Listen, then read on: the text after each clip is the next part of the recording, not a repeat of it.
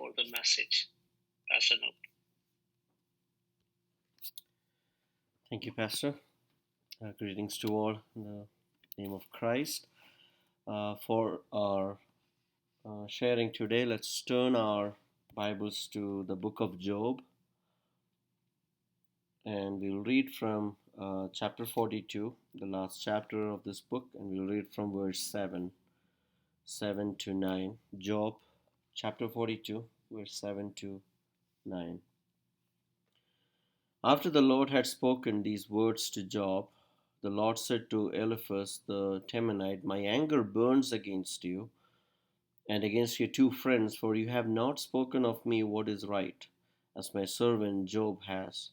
Now therefore take 7 bulls and 7 rams, and go to my servant Job, and offer up a burnt offering for yourselves, and my servant Job shall pray for you.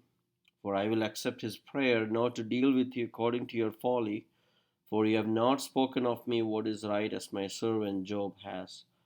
So Eliphaz the Temanite and Bildad the Shuhite and Zophar the Naamathite went and did what the Lord had told them, and the Lord accepted Job's prayer. It is a very popular passage, and one thing that God commends about these 3 friends that were talking to Job is, For you have not spoken of me what is right, as my servant Job has. We know the book of Job. There are 4 friends of Job who is actually talking, and the last person's name is not here, who is Elihu. And after all these conversations, God gives an answer to Job, and after that, God is giving a verdict on what actually just happened. And his verdict is that they have not spoken what is right. And what Job did, his reaction was good in the context of what has happened. We heard a very good sermon from Simjan a few weeks back on Job. So what I wanted to look at was just these 3 friends and what they were trying to do, and why God actually said they were not right. And I may be looking at one aspect. There may be many aspects, but just one aspect of it. Now there are 4 friends, as I said. Now the first 3 people speaks first, and the last one, Elihu, he's younger and he talks at the end. And what we understand from his name is the first 3 people are probably more an ancient Near East. It happens during the time of the patriarchs, so probably the time of Abraham. So it happens in ancient Near East. But the last Elihu's name is more Hebrew name, probably. So he was probably thinking in terms of how an Israelite would think. The others probably were using the wisdom at that time. So that is one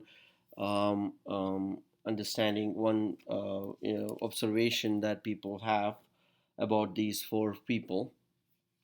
And when we think about the conversations that the first 3 friends have with Job, and the last person, Elihu's conversation is a little different. It's complicated. So some people think it is actually he is doing the right thing, and he is more closer to what God is doing, or God's answer is. So Elihu was more probably preparing Job for that, or some Please people. don't give that away. We are going to speak on that on Sunday. Yeah, I'm not speaking on Elihu, so that was my point. uh, so there are 2 ways to look at it. What I wanted to focus was just on the 3 people who is going to discuss, who is having this conversation with Job. So I want to just turn to one of the comments that Job is saying about them. If we turn to um, chapter 12 and verse 2, this is what Job thought of these 3 people who were talking to him. Job 12, verse 2, he says, No doubt you are the people, and wisdom will die with you. Now that's the one comment that Job is making about his friends after hearing all these things, after having these discussions. So one thing that we can understand from here is these people are giving a talking or came to Job, and he's there trying to console him, or probably to correct him or to help him fix this issue that they're going to. And what are they talking about? What is their base, or what is the basis on which they are talking to Job? And if you look at this, they are wise people, and what they are relying on is actually a principle that we see in their conversation.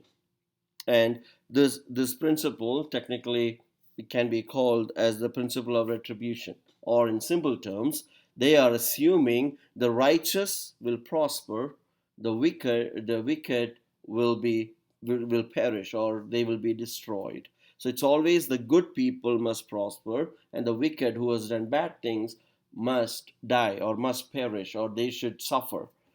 So the righteous should prosper, the wicked should suffer. Or in our context, a very common term that we can see is, oh, this is karma. You do this, you'll get, if you do good, you'll get good things. If you do bad, you'll get bad things. If you notice, there are videos that talks about this karma. You'll see a video, somebody did bad and immediately he gets beaten by some other guy, and you will say, oh, karma, instant karma. You see all these videos. Now, in the ancient Near East also, they had these principles that they were applying in different contexts, and that is what we see here. And these people, they came with this, and always the conversation is this way: the righteous should prosper and the wicked should suffer, and then they are applying this to Job's context.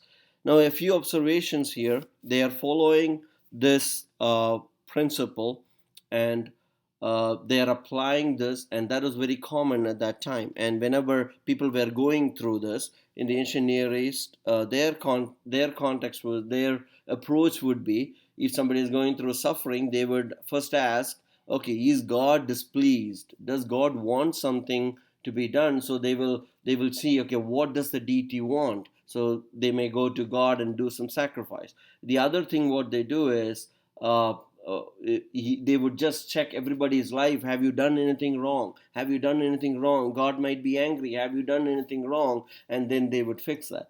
And all these people who consider themselves to be wise, I think these people are wise, looking at how they have presented their conversation. They would come and give solutions, standard opinions and suggestions to these people, so that you can come out of it. And that's what is happening here.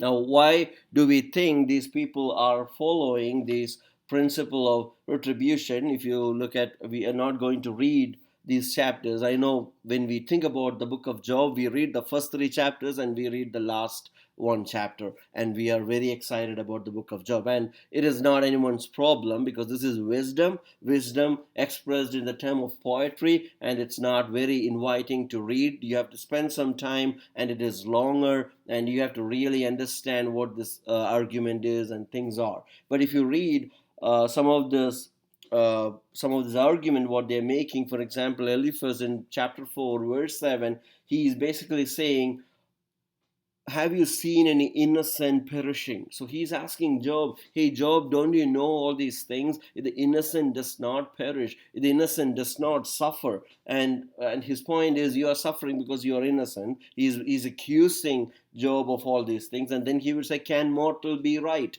As human, we make mistakes, we cannot be right. He's working on this principle that all these things are happening because you have gone wrong somewhere, and the principle says the righteous should prosper, and you're not prospering, so you have done something wicked. And not only him, and we can see other people also doing the same approach here. And Bildad in chapter 8 4 even says, hey, your children must have sinned. Your children sinned, and that's why they perished. So it is always this principle that they're keeping in mind, and they're applying it into everything that they can find. Now, what is the problem with these principles? The best example of looking at this in our context is, we know the book of Proverbs, and Proverbs is the book of Proverbs. So now, how do we understand these Proverbs? Now, the book of Proverbs, or these kind of principles, are general principles. These are not promises. These are not commandments, or in other words, these are not things that is guaranteed to happen irrespective of the situation. Or in other words, these are principles that is given provided all the other conditions happen. So these are not things that we can always expect that to happen. The best example, Joseph. In Genesis 29, we know what happened. The Potiphar comes to him and he runs away and he does the right act, just like in Proverbs, we can see in 5 to 7, it talks about run away from the adulteress. And Joseph is doing exactly that. And where does he end up? He ends up in prison.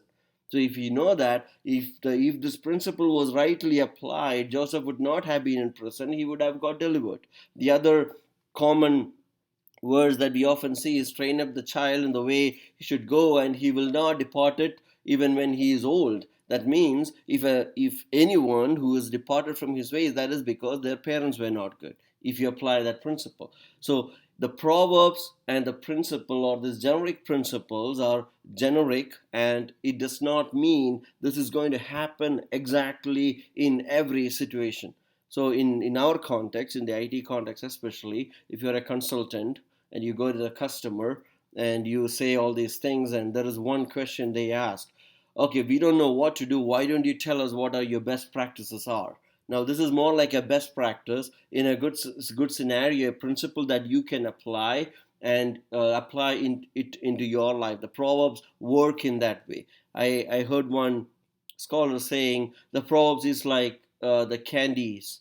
You can just taste that in your mouth, and you don't crush it initially. You are thinking through that. So these are principles that you can think, and those are things that will work generally. But there are exceptions, there are other factors that come into play. So you don't take this principle and apply it everywhere that you like. And can see a lot of examples in the Bible that based on God's these proverbs, it will not work. Now, as per the nature of God, he hates wicked people, and the righteous people he blesses. But that's not, there are exceptions, there are things that we see in the Bible around that. Another thing that we see is, we know all the Psalms that we read. There are so many Psalms which is saying, oh, the wicked, they are fruitful. Why is it not happening to us? We have not done anything wrong. We are righteous people and we are suffering. They are prospering. Or I did everything right. Why is this happening to me? So these questions happen because there are exceptions that happens in with these principles. So the first thing I want to say here is, these were the wise people and they knew this principle, and they are anticipating this principle would apply in every situations in our life. And what is the thing right behind all these application is, they are assuming we are smart enough to assume and assess and understand what is happening in our life. We are able to anticipate everything that is happening in our life. We know all these principles, and it will work in that way that we expect. There are agendas that we have set, there are things that we understand, so whatever happens we can solve it because we already know these principles.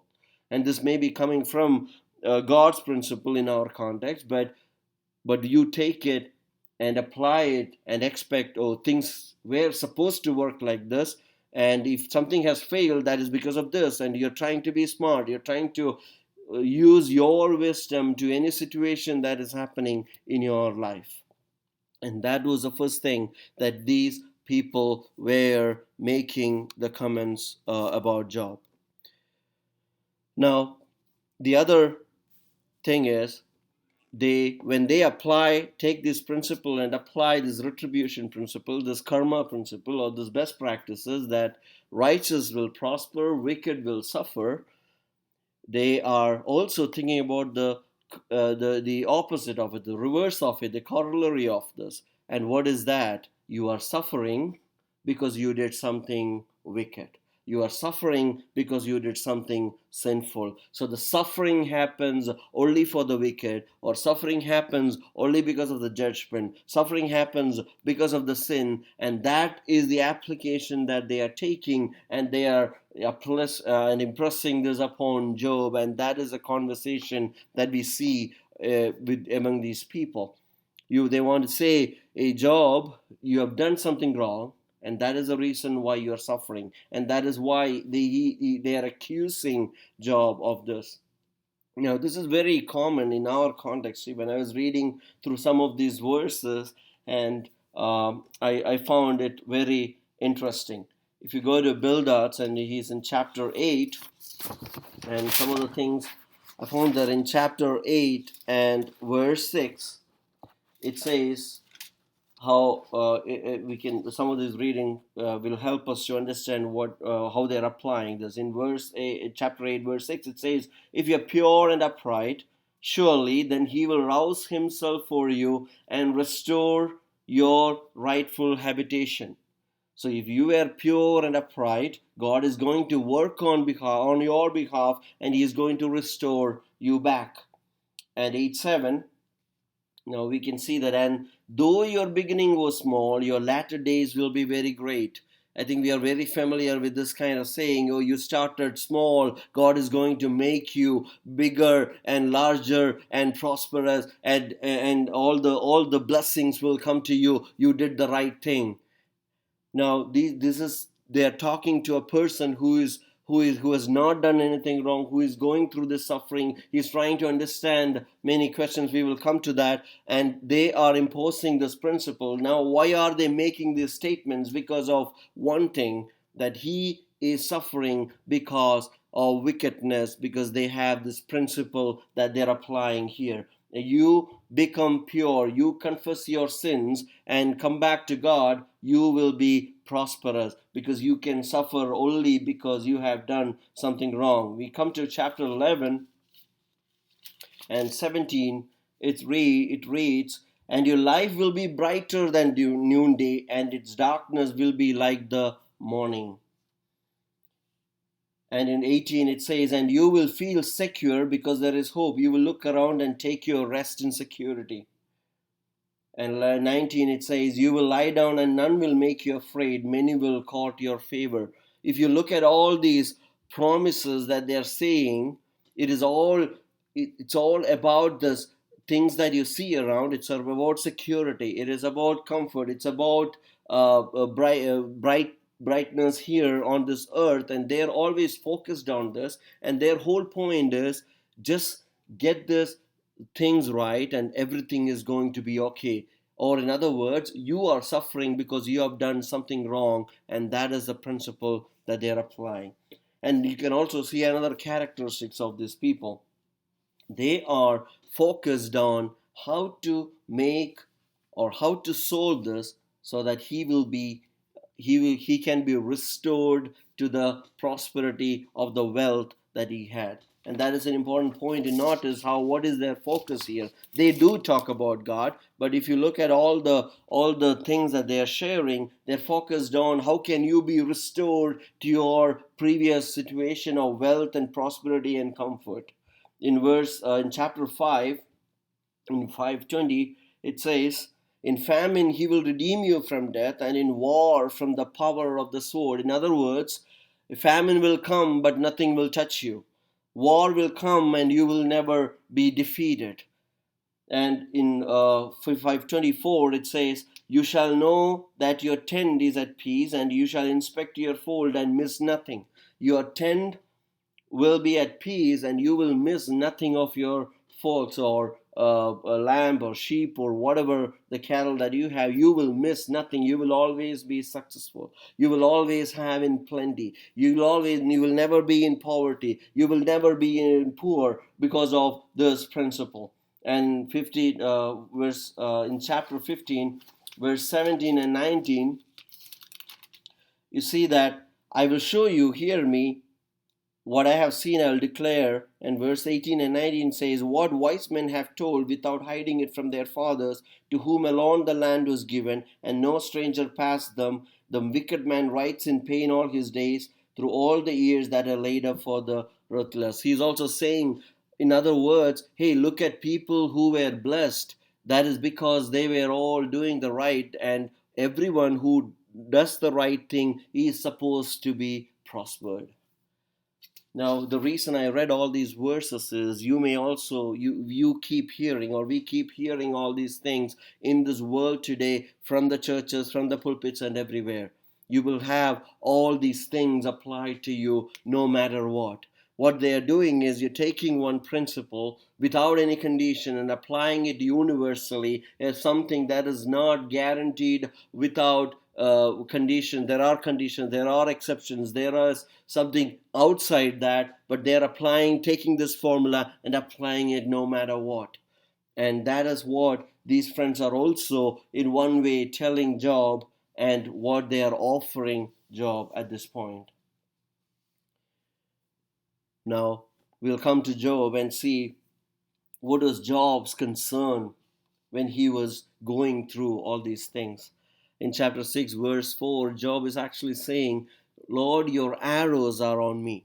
You are actually torturing me. Why was Job talking about this?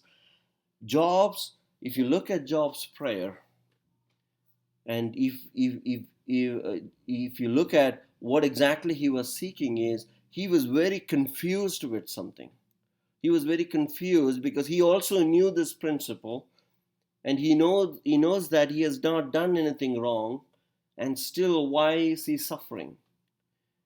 He knew this principle, and he's expecting that this should not have happened, but he knows he still trusts the Lord. And more than restoring this wealth, he's not concerned about, oh, will I get my cattle back? Will I get my house back? Will I get all the wealth back, all the reputation which I had? But his prayer was mostly on, Lord, what is happening with me? Why are you doing this to me? I want to be restored. I want to be restored. In 624, he says, make me understand how I have gone astray. Can you tell me what is happening with me, and how I have gone astray, so I can restore? Because he could not accept the fact that God is angry with him, and he wanted to restore the relationship. He was not claiming at this point for his house. He did not claim for the cattle. He did not do a name and claim exercise and all the gymnastics to do that and get it back. That's not Job's concern here. He's concerned about, he's confused, that he's not understanding what the Lord is doing. But he had the right focus on God, and he says, though he slay me, will I wait on him? And we know all those verses. Now, I want to just take you back to the beginning of the chapter, and we know what the Satan was actually challenging God for. Here, all the three friends are thinking, oh, Job, you are on a trial. You are being disciplined. You are suffering for what you have done. And that is their understanding. But if you go back, whom did Satan challenge? Satan challenged God and his policies. Satan is saying, oh, the righteous, they are doing the right things because you have blessed them. He is saying the righteous will prosper. That is why the righteous people are trying to do good things, because they will get the prosperity. And that is the logic that Satan is here. And this is a very tricky logic. And this is something I read in an article from John Walton, one of the Old Testament scholars. If Job, look at this, if Job heard all these people, and Job could say, okay, maybe I did something wrong. I'm just going to confess, and let me get right back and get all the prosperity back. If Job had done that, then the Satan would actually win there, because then Job is actually agreeing with Satan's argument that the prosperity is what is leading him to do good things. It is not the faithfulness to God, but it is because you do good things, you get good things. And Job would probably, if he had listened to these friends, he would say, okay, it doesn't matter if I have done sinned or not. I will just confess and get back to God so that I can get my things back. And Job does not do that. And that is where he's holding on to the integrity. And that is so marvelous. And God appreciates him for that. Now here he is saying, I will not, he's asking, why have I sinned? And also I was thinking about this, he could actually say, he could make a forgiveness, he could make a sacrifice, simply saying, okay, for all the sins I have done, let me do this. And I was reminded of sometimes, we get this antibiotic, right? We don't know what has gone wrong. So there is one antibiotic that will solve everything. Sometimes our confessions are like this.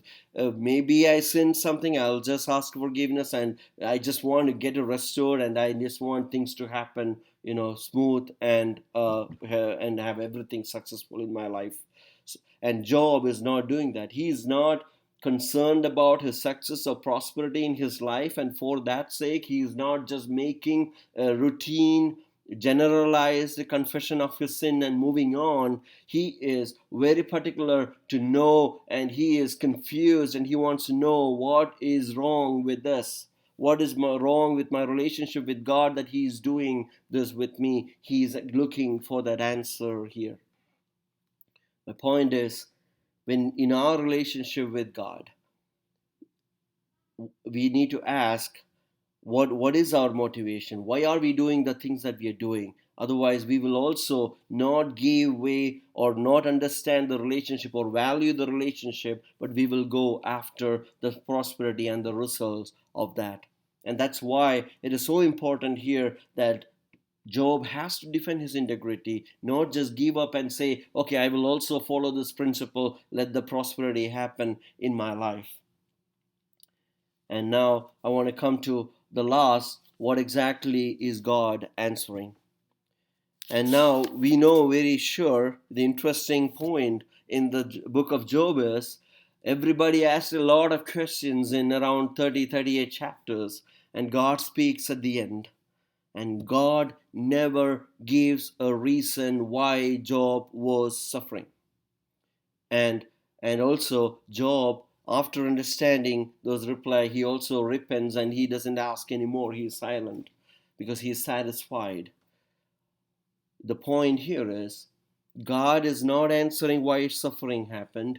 God is showing his wisdom, his might, and how he controls this world.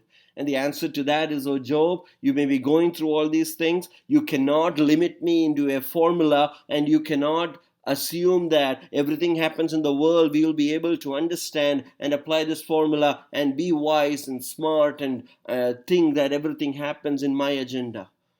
My wisdom is above everything.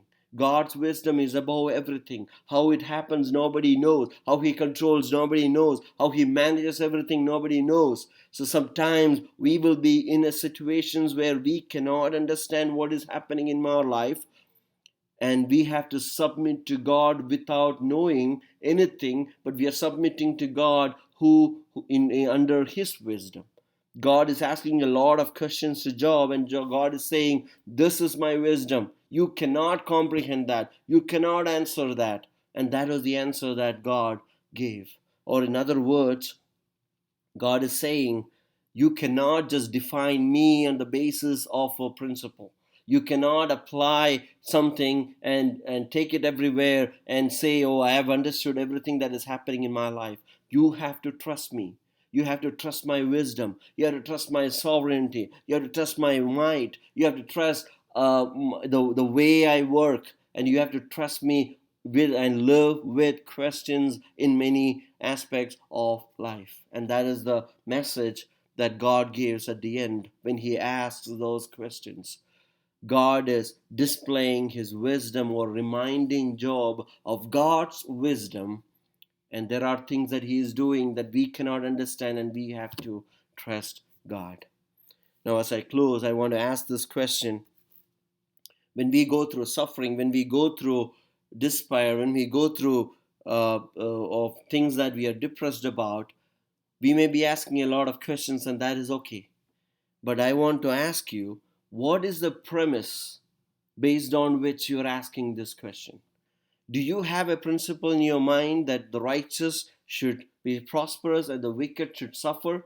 Therefore, this has happened only because of sin. Or have you defined why suffering happens based on some of the things that you have heard, or some portions of the Bible that you have read? Or have you understood God fully? Sometimes we cannot have full answer to what is happening, but we need to be careful. Are we asking the same question these three friends were asking about Job?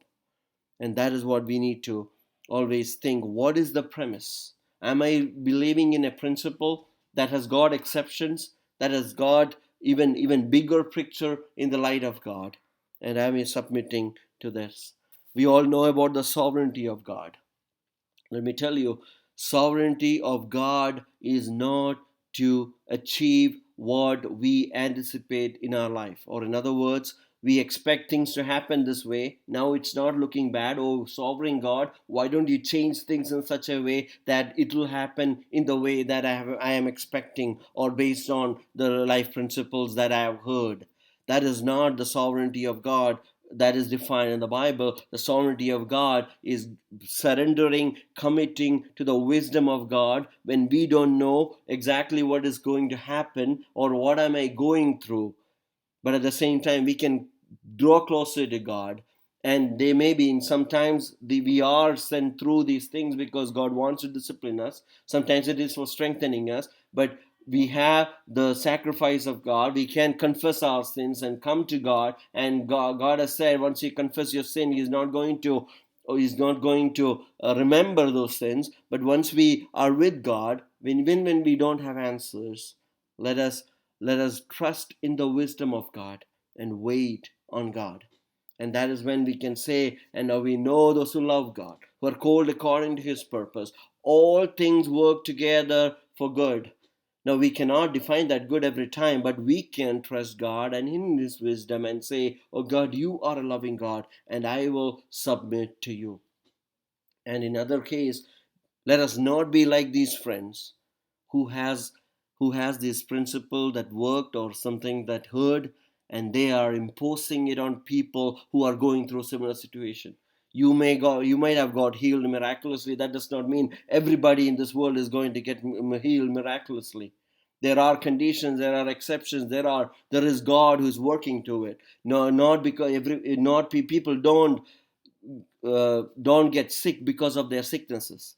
The people don't get delivered because they have done something wrong. God may be doing something in their life. You do not have the whole picture, and we are not wise enough to have the whole picture. So we have to submit to the wisdom of God and wait on God. And like Job, rest on God and trust in Him. And when we understand the wisdom of God, we will be silent and say, glory be to God. And we will say, it was good that I went through it. Now I know God better. Now I know Him more. And Job would say, hey, now I know one more aspect of God. It's not just a principle, there is wisdom of God that we can trust. And that is what one lesson that we can learn from Job. And let us think. And one thing that they're teaching, this is the proper way to think about God when we live in this world. How do we think about God? Do not put God in a box of your own principle and apply it everywhere. I want to conclude with this.